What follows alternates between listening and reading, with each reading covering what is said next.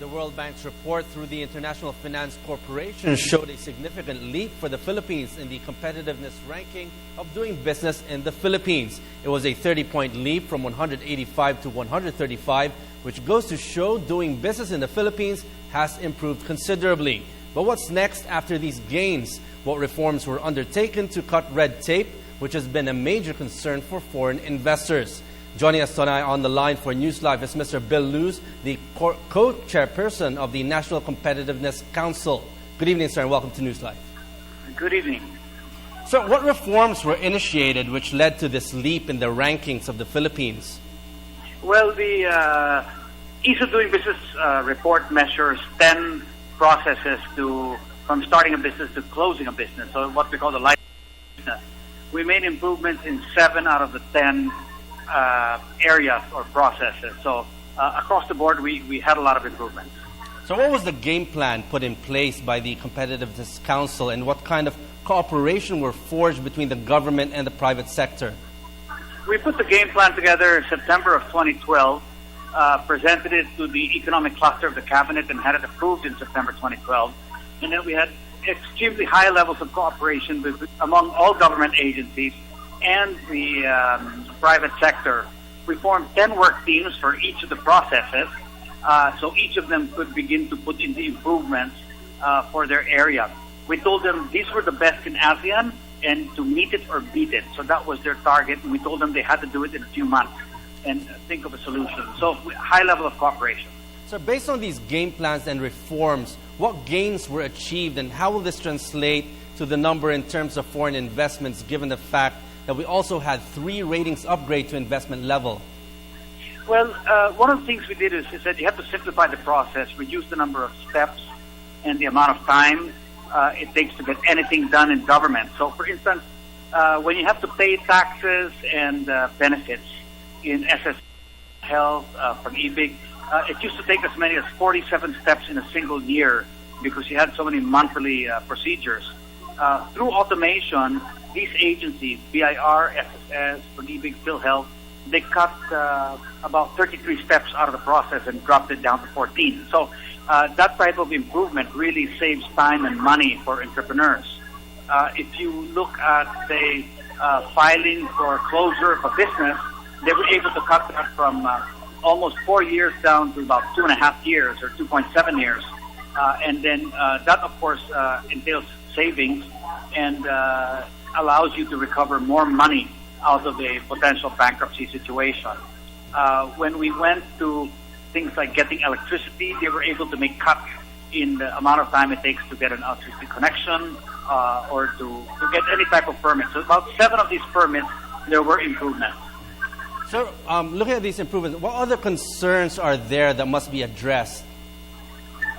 Well, you know, we're still lagging behind in ASEAN. We're now still number 6 out of the 9 countries covered in ASEAN. We used to be number 8, so we've now jumped up 2 spots to number 6. So we still got 5 more to overtake. And so we have to work much harder to be able to move up and close the gap and then meet or match or beat those above us. So we still have a long ways to go, but I'm very happy with the trend, and I'm happy with the direction that we have taken. So now, with regards to power costs, it is a major concern for investors. The solutions will not come easy, but do you think there's a realistic option to deal with this problem? Power costs were not measured in this particular report, but they are a concern of ours. And one thing you have to remember is that in the Philippines, we have no subsidies in the power cost, whereas the other countries around the region have subsidies in their power costs.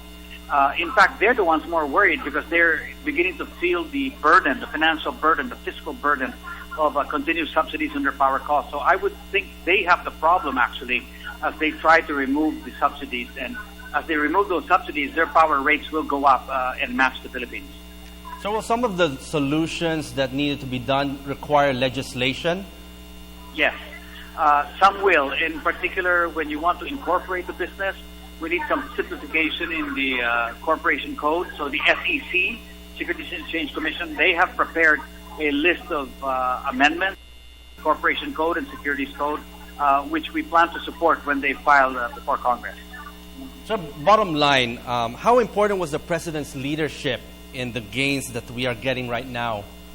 Well, absolutely important, because he signed and released Administrative Order 38, and that formalized the creation of a task force only as recently as May of this year. When that formalized the task force, that gave everyone a mandate to continue on their, to work on their improvement. And important in the work of the task force is that their improvements are measured in their performance incentive, their bonuses for the year. So they must hit their targets in order to trigger their bonuses. So there's a good incentive that's very similar to what we see in the private sector. And I think that's why people are motivated. They have to meet targets, they have to beat competitors, and they get incentives and recognition for doing that. Sir, finally, sir, next steps. What steps are still needed to be done to actually sustain these gains? Well, we jumped from 138 to 108, so that's a jump of 30. We've still got a long ways to go to get to our final target, which is in the top third, top 20% even of the world. We have finished with game plan version 1.0. We are now designing version 2.0, and we're going to discuss it with the task force and all the work teams.